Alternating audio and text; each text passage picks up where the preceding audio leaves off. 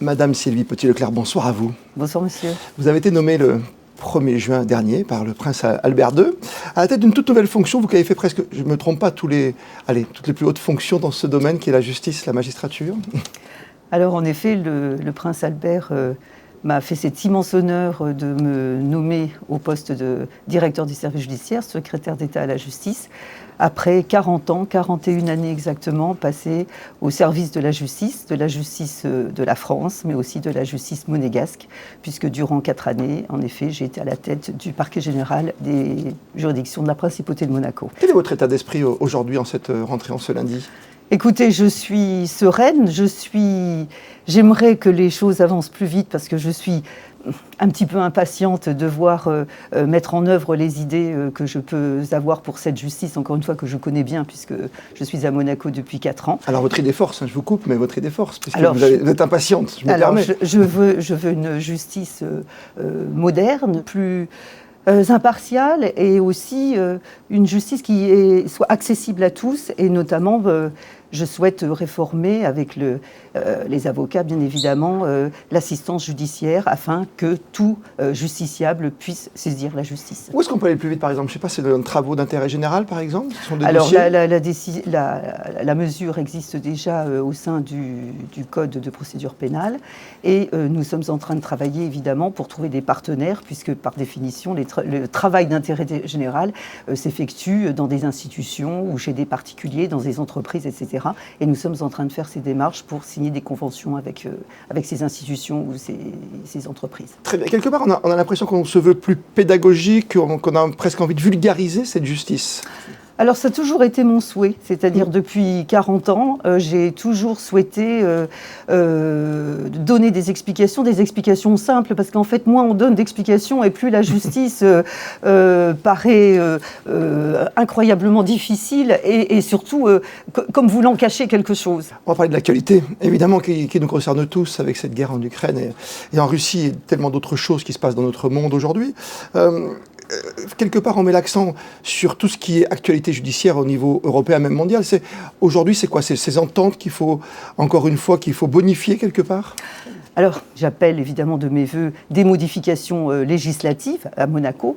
Ça fait partie aussi de ce que je souhaite faire pour pouvoir faciliter la coopération judiciaire, parce que c'est ainsi qu'un État peut aussi justifier de sa volonté, précisément, de rendre la justice, de rendre une bonne justice, notamment en acceptant d'accomplir tout ce que les autres pays nous demandent. Enfin, une extradition, par exemple ? Alors, l'extradition, par exemple, vous savez, Monaco n'est pas un État membre de l'Union européenne, donc ne connaît pas, malheureusement, l'institution, l'outil, le mandat d'arrêt européen, et donc nous sommes contraints d'examiner les demandes d'extradition dans le cadre d'une procédure qui est, ma foi, très ancienne, puisqu'elle est fondée sur la Convention de 1957. Vous êtes passé de procureur général, aujourd'hui, à secrétaire d'État à la justice. C'est quelque part, pour ceux qui connaissent un peu le droit, c'est quand même un grand écart.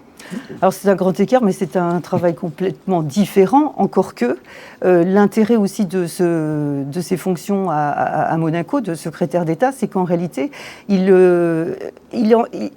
est encore, si vous voulez, très engagé dans des activités opérationnelles.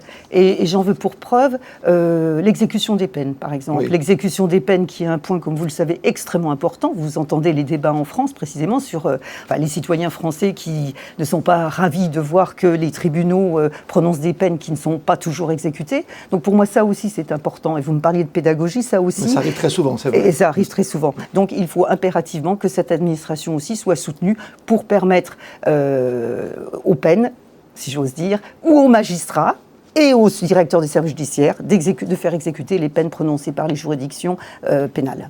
Vous avez une énorme expérience, on l'a bien compris. On l'entend. Quel est votre moteur aujourd'hui ici à Monaco ? Qu'est-ce qui vous motive le plus ? Je trouve ce pays est extrêmement attachant. Pour moi, c'est une véritable pépite. Et j'ai à cœur, si vous voulez, de servir ce pays comme j'ai servi le mien précédemment, parce que j'ai cette envie de justice, tout simplement, et que pour moi, la justice, elle est internationale. Il ne s'agit pas de la justice française, la justice monégasque, mais pour moi, les principes qui m'ont toujours animé sont les mêmes, évidemment, dans les deux pays. Et cheval de bataille, chez vous, c'est la protection de l'enfance, c'est tout ce qui est personnes vulnérables qu'il faut protéger un maximum? Alors, je l'ai dit dès que je suis arrivée, en effet, c'était la lutte contre les abus qui sont commis, alors à Monaco ou ailleurs, contre les personnes vulnérables, et notamment contre les personnes âgées. Et par définition, à Monaco, vous imaginez que les dossiers sont nombreux, puisqu'il y a des personnes âgées, mais il y a aussi des personnes âgées fortunées. Donc, bien évidemment, des personnes sont très, très intéressées par le patrimoine de ces personnes qui sont un peu affaiblies par l'âge ou par la maladie. Donc ça a été effectivement un de mes moteurs lorsque j'étais au parquet général. Mais mes collègues continuent évidemment à travailler énormément sur le sujet. On peut comprendre avec la sécurité, l'attractivité de Monaco, absolument, bien sûr. Absolument. Merci 1000 fois d'être venu jusqu'à nous sur Monaco Info. Avec un grand plaisir.